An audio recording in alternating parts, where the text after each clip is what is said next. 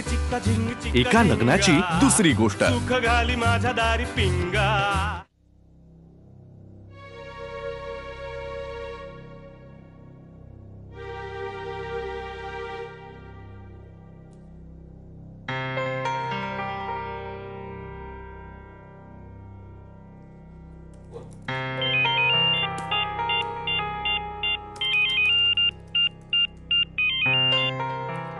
हा पप्पा बोला.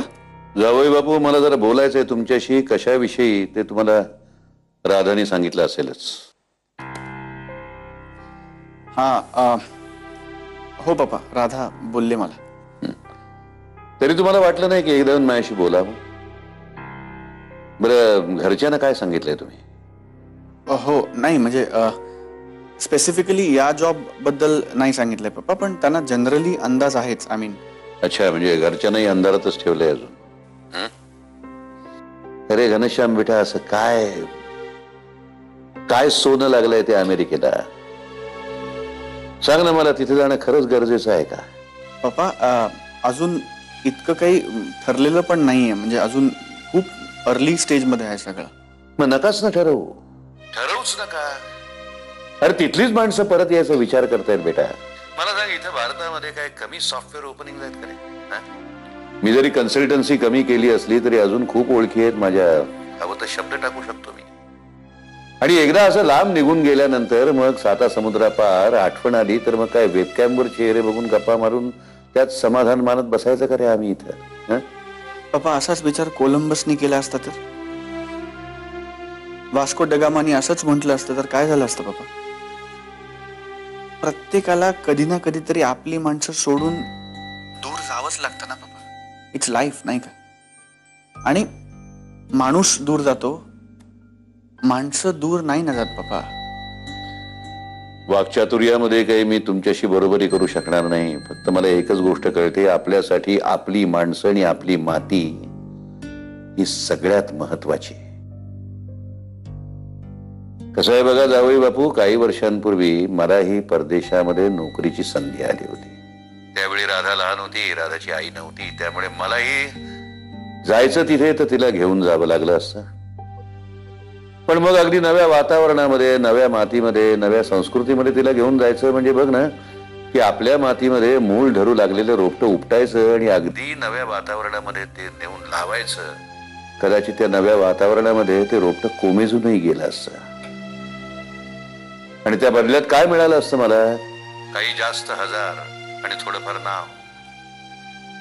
पण आज मला माझ्या मुलीकडे बघून, राधाकडे बघून जे समाधान मिळालंय ना, मिळतंय ना, ते कधीही तिथे मिळालं नसतं. बघ पप्पा, मला काय वाटतं, असं फोनवर नको बोलायला. मी घरी येतो तुम्हाला भेटायला. आपण बसून सविस्तर बोलू एकमेकांशी याबद्दल. नक्की ये, जरूर ये, केव्हाही ये. फक्त एक विनंती आहे, ठरवून येऊ नको. ठरवू नको की काय वाटेल ते झालं तरी माझा निर्णय मी बदलणार नाही. खुल्या दिला नाहीये. कसं आहे बेटा, तुम्ही जर सगळे तिकडे गेलात ना तर मग माझं फार कठीण आहे रे. चल ठेवतो. हो.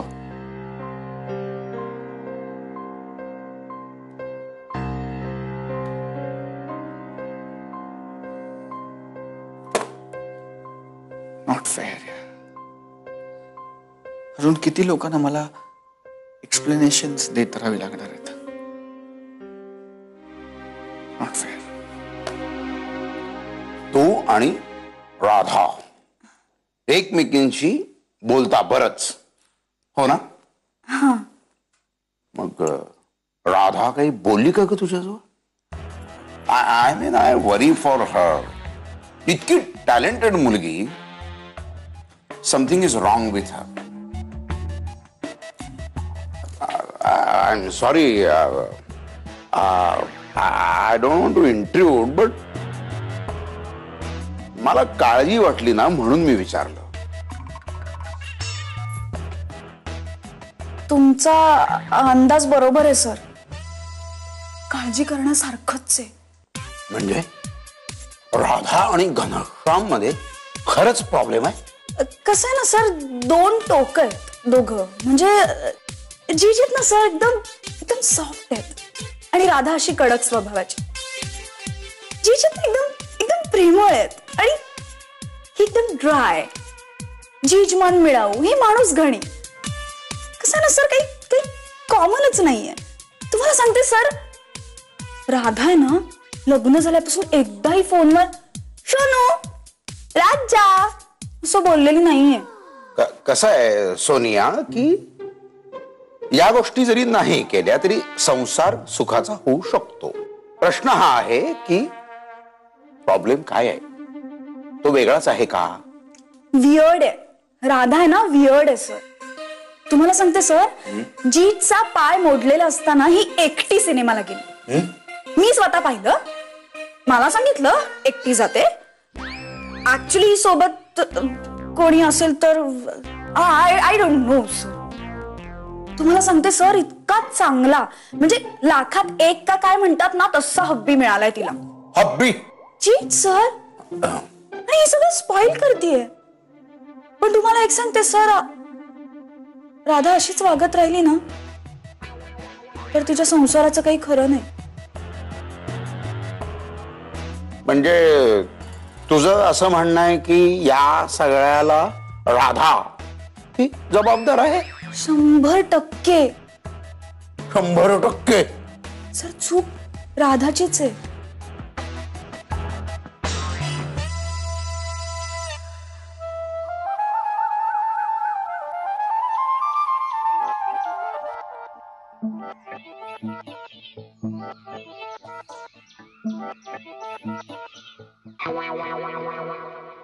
कोण पाहिजे? काय रे मानव? वा, अरे काय टेलिपथी आहे हा? म्हणजे इकडे नवरा बायकोचं भांडण झालं आणि लगेच आलाच राधाचा भाऊ कान पिळायला. भांडण कोणाचं? घनश्याम आणि राधाचं भांडण? अरे तू जितका गंभीर चेहरा केलास तितकं काहीही गंभीर झालेलं नाहीये. नाही, माझी वृत्तीच गंभीर आहे, त्याला मी काय करू? मी प्रत्येक गोष्ट सिरियसली घेतो, त्यामुळे मला प्रसंगातलं गांभीर्यही कळतं. आणि जे लोकांच्या नजरेस पडत नाही ना ते माझ्या काकदृष्टीला दिसतं. असो, नक्की काय झालं? कसलं ते भांडण? हा अरे सृष्टीचा नियम आहे रे तो. म्हणजे नवरा बायकोंच्यात भांडण व्हायलाच हवं. अगदी थुकरट कारणावरनं झालंय. म्हणजे असं समज की संसाराच्या कोऱ्या पाटीवर असे रंगांचे फटकारे वगैरे. नक्की फटकारेच की ओरखडेही उमटले? काय शब्द छले. पण आज तुझा मूड बघून असं वाटतंय की तू आज घनाची शाळाच घेणार आहेस. पण घे घे घे. अरे आम्ही नाही करू शकलो, तू तरी कर. शेवटी बहिणीचा पाठीरा कायस तू. ते ठीक आहे, पण भांडणाचं नेमकं कारण काय? तुझं लग्न झालंय? नाही ना, अजूनही प्रतीक्षेत आहेत तिच्या. मग तुला लग्न झाल्याशिवाय नाही कळणार. पण तुला जर का ह्युमन सायकोलॉजी मध्ये इंटरेस्ट असेल तर तुझा वाढदिवस कधी? का? अहो, माझं लग्नाचं वय झालंय. ते दिसतच आहे. पण तुझा वाढदिवस कधी अशासाठी विचारलं की वाढदिवसाला मी पुस्तक भेट देईन ना. म्हणजे लग्न आणि नवरा बायको यांच्या नातेसंबंधातला गुंता सोडवायला तुला मदत होईल. गुंता? तो मी जाणतोच. हो, मग तू असं करतो गुंता सोडवच. माझा फुल बॅकिंग आहे तुला. आणि असा घनाचा कान जोरात पिळला. चल.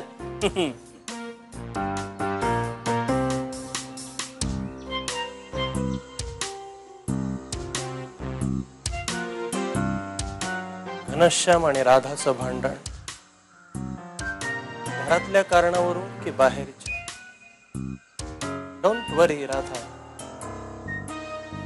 नाही हो ना. माई, घना आहे ना घना, तो जाम ओरडला राधाच्या अंगावर. तो म्हणाला खबरदार यापुढे माझ्या कपड्यांना हात लावलास तर. माई मला सांगा, राधा बायको आहे की नाही त्याची? मग आता घनाचे कपडे इस्त्रीला देणं, ते धुवायला टाकणं, हे काम कोण करणार? राधाच करणार ना. हो. मग राधा गप्प बसली का ग? हे राधा कसली गप्प बसतीये माई, ती ना आणखीनच जोरात ओरडली घनावर. ती म्हणाली एवढं आहे ना तर मग स्वतःचे कपडे स्वतः धुवायला टाक. मग श्यामराव काय बोलला? हा, तोही गप्प बसला नाही. तो त्याहून जोरात ओरडला तिच्यावर. खबरदार यापुढे मग माझ्या कपड्यांना हात लावलास तर. माई, घनाने ना राधाची अक्कल काढली. म्हणाला तुला कुठल्या गोष्टीची किंमतच नाहीये. म्हणजे त्याने समस्त स्त्री जातीचा अपमान केला. मग राधाचा पुढचा डायलॉग काय होता? डायलॉग, बाई बरोबर बरोबर, डायलॉगच. मला ना असं सगळं सिनेमातल्या सारखं वाटतंय. म्हणजे एक जण असा शब्द फेकतोय, मग दुसरा शब्द झेलतोय, मग परत पहिला तोफेने समोरच्यावर अटॅक करतोय. माई, त्यांच्या खोलीतून ना असे काही भांडी फेकल्याचे वगैरे आवाज आले आणि मग ना राधा रडत रडत खोलीतून बाहेर आली. आणि मग इतकं सगळं झाल्यावर मी माझ्या परीने काही मौलिक सल्ले देण्याचा प्रयत्न केला. तुझ्याकडून मौलिक सल्ला? कसला सल्ला दिला तर राधाला? Bye bye. मी तुला काय म्हटलं, हे बघ राधा, आता एखादा भारीतला ड्रेस किंवा साडी उकळल्याशिवाय आपला राग गेल्याचं समोरच्या माणसाला कळू द्यायचं नाही. आता नवऱ्याकडून असं काहीतरी उकळणं हा समस्त स्त्री जातीचा हक्क आहे. हो. प्रिया, काहीतरी भलते सलते सल्ले देऊ नको राधाला. अगं भांडण झालं त्यांचं तर ते मिटवायचं ना. आगीत तेल ओतायचं का आपण? बहिणी, मी आगीत तेल ओतत नाहीये. मी फक्त वरवर फूक मारण्याचा प्रयत्न करते. म्हणजे ना त्याने आगीचा भडका उडणार नाही, पण विस्तव धगधगत राहील. बहिणी, अशा मंद आचेवर शिजलेलं असतं ना, ते कसं असं मुरलेलं असतं, खुसखुशीत, संसाराची धग असलेलं. काय ग बाई तुझं? माई, आमचे आहेत ना, हे खूप ग्रेट आहेत. ते काय म्हणतात की भांडणं असतात कशाला? मुळात मिटण्यासाठीच. भांडणामुळे ना नवरा बायकोतलं नातं असं दृढ होतं. म्हणजे पॅचअप मध्ये खरी मजा असते. जा, मी नाही बोलणार तुमच्याशी. असं जेव्हा बायको रुसून म्हणते ना, तेव्हा नवऱ्याची जाम धावपळ होते. मग तो बायकोला काय काय गिफ्ट देतो, तिला मनवण्याचे प्रयत्न करतो, तिची खुशामत करतो. म्हणजे ना माई, भांडण जर सुरवंट असेल ना तर बायकोला पटवणं हे फुलपाखरू आहे. मी जाम कुहुईश उदाहरण दिलं का? पण जे बोललीस ना ते अगदी खरं बोललीस. हो, पण माई हे घनाला कळायला हवं ना. कळतं ग, अगदी बरोबर कळतं. हा, आता मी काही श्रीपादला शिकवणी दिली होती का? पण त्याला कळायचं की नाही? म्हणजे आता आबोलीचा गजरा कधी आणायचा हे कुणी शिकवलं नाही त्याला. माई काय अबोलीचा गजरा काय? सांगा ना, सांगा ना. हो की नाही देवकी?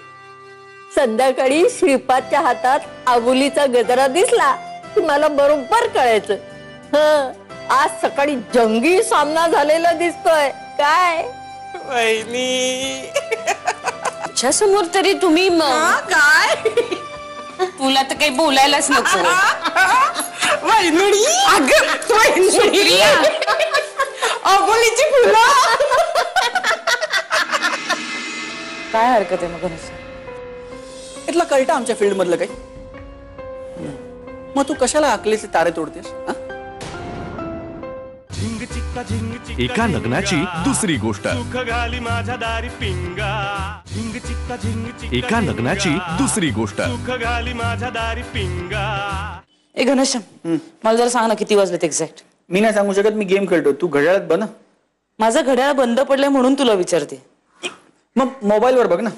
घनश्याम, माझ्या फोनच्या सेटिंगचा प्रॉब्लेम आहे. प्लीज सांग ना किती वाजलेत? मी नाही, आता आपलं भांडण नाही का झालं, त्यामुळे आता मी तुझ्यावर रुसलोय आणि तू माझ्यावर रुसलेस, त्यामुळे मी आता असं सांगू शकत नाही. घनश्याम, मी गमतीच्या मूड मध्ये नाहीये, मला उशीर होतोय. मी पण नाहीये, प्लीज मॅनेज.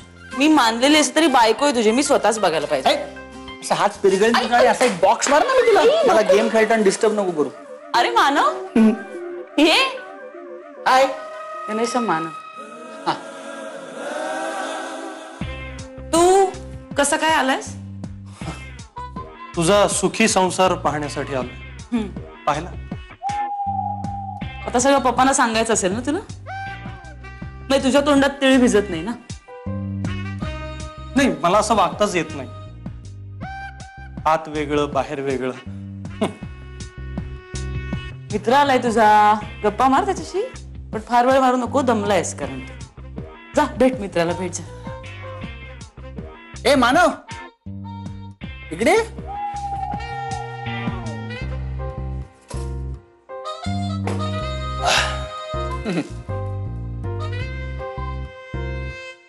काय मग कुठपर्यंत आलंय लिखाण फिल्मचं? Script complete? नाही, चालू आहे, रिसर्च चालू आहे. नवरा बायकोंची भांडणं, ओ, ती का होतात, त्याची कारण काय आहेत. तुमचंही भांडण झालं ना? हो. काय कारण? कारण काय नाही रे. हे बघ, मुळात बायकांना फार डोक्यावर चढवायचं नाही. त्यांचा इगो आहे ना लगेच चेचून टाकायचा.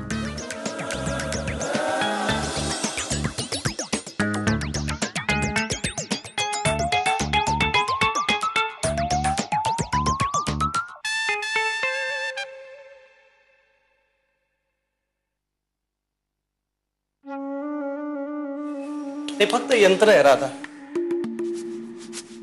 त्याचे काटे फिरवल्याने आपलं नशीब बदलत नाही. किती छान बोलतोस रे तू मानव. तू अशा विषयावर पुस्तक वगैरे का नाही लिहित? हा, किंवा तू ना प्रवचन वगैरे दे. फार मस्त धंदा आहे, खूप प्रॉस्पेक्ट्स आहेत त्या धंद्यात. विचार कर, तुला फक्त गेटअप बदलायला लागेल, थोडी दाढी बिडी वाढवायला लागेल, बस. गुड. म्हणजे इतक्या दुःखातही तुझा सेन्स ऑफ ह्युमर जागा आहे ना, मला त्याची कमाल वाटते राधा. मला ना तुझी कमाल वाटते मानव. कसं काय जमतोस तू दरवेळेस? असं मी कामात असताना, गडबडीत असताना, वैतागलेले असताना माझ्या मध्ये यायचं, व्यत्यय आणायचा. म्हणजे ऑफिसमध्ये ठीक आहे, ऑफिसमध्ये तू असतोसच, पण तू तर माझ्या घरात यायला लागलायस. मला कमाल वाटते तुझ्या ह्या कौशल्याची. नाही, मी लुडबुडत असेन राधा, पण मी हे सगळं का करतोय हे कधी जाणूनही नाही यावंसं वाटलं तुला? मानव, कसं आहे, ऑफिस सारखी घरात चिडचिड करायला मला नाही आवडत.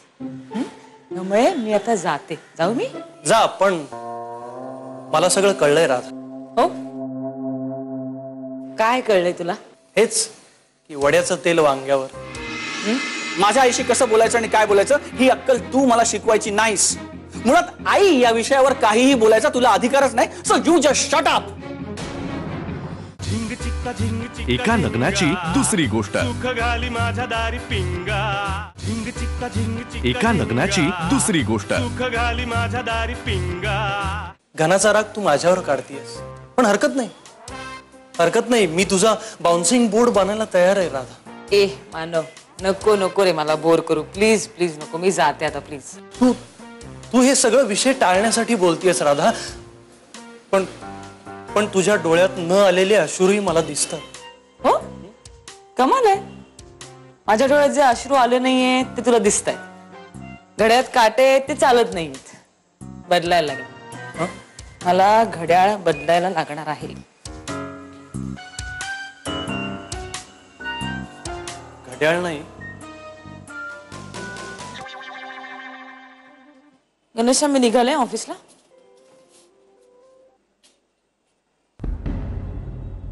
काय रे, काय झालं? हैदराबाद वरनं फोन आला होता. त्यांनी मला रिजेक्ट केलं.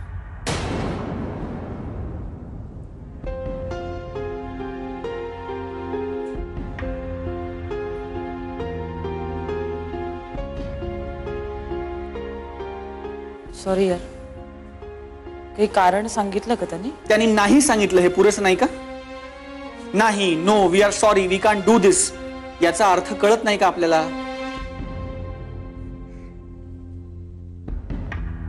ठीक आहे घनश्याम, असं होऊ शकतं. Big deal. एक संधी गेली म्हणजे. शट अप या. इट्स ओके, बिग डील असं होऊ शकतं. एक संधी गेले. आय एम टायर्ड ऑफ दिस. गेली 15 वर्ष मी हेच सगळं ऐकतोय. आधी असं व्हायचं ना तर मला वाटायचं की नाही, मी माझं प्रिपरेशन कमी पडलं, पण not this time. Not this time यार, नॉट दिस टाइम. आणि ते कंपनीवाले मला सांगतायत की नाही, युअर क्वालिफिकेशन इज एक्सलंट. तुम्ही तुम्ही आम्हाला प्लीज जॉईन करा. फक्त तुम्ही आमच्या इंडियन सबसिडरीला जॉईन करा. आम्ही तुम्हाला अमेरिकेला पाठवू शकत नाही.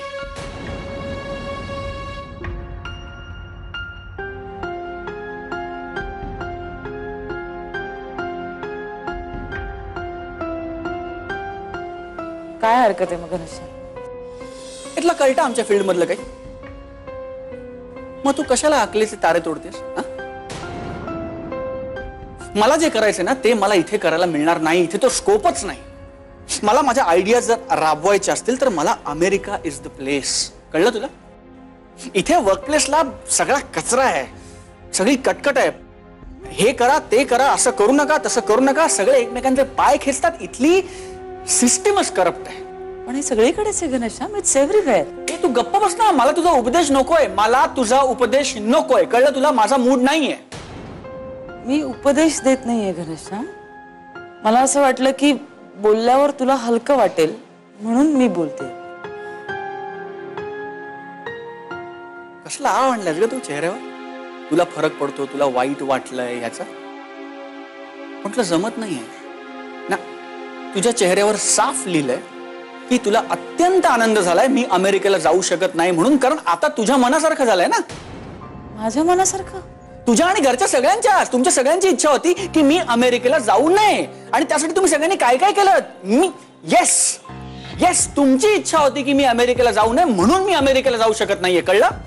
It's too much Ghanshyam. असं कोणाला तरी वाटतं म्हणून तू अमेरिकेला जाऊ शकत नाहीयेस का? उद्या समजा आम्हाला सगळ्यांना वाटलं की तू अमेरिकेला जावंस म्हणून तू जाऊ शकणार आहेस का? इंटरव्ह्यू मध्ये गप गप गप गप गप ना तू. मी तुला सांगितलं ना मला तुझ्याशी बोलायचं नाही. मला तुझ्याशी बोलायचं नाहीये. मग तू का बोलतेस माझ्याशी? आणि हो बरोबर आहे, मी जे म्हणतोय ना ते बरोबर आहे. तुमची सगळ्यांची इच्छा होती म्हणून मी अमेरिकेला जाऊ शकत नाही. तुझी माई आजीची, दिग्या काकाची, आईची आणि आईची सगळ्यात जास्त इच्छा होती मी अमेरिकेला जाऊ नये अशी. मी फक्त अमेरिकेचं नाव काढलं की लगेच चेहरा पाडायची, रडारड सुरू करायची.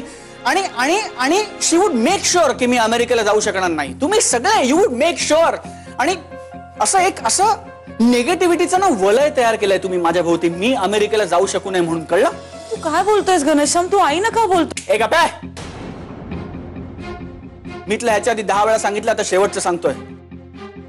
माझ्या आईशी कसं बोलायचं आणि काय बोलायचं ही अक्कल तू मला शिकवायची नाहीस. मुळात आई या विषयावर काहीही बोलायचा तुला अधिकारच नाही. So you just shut up.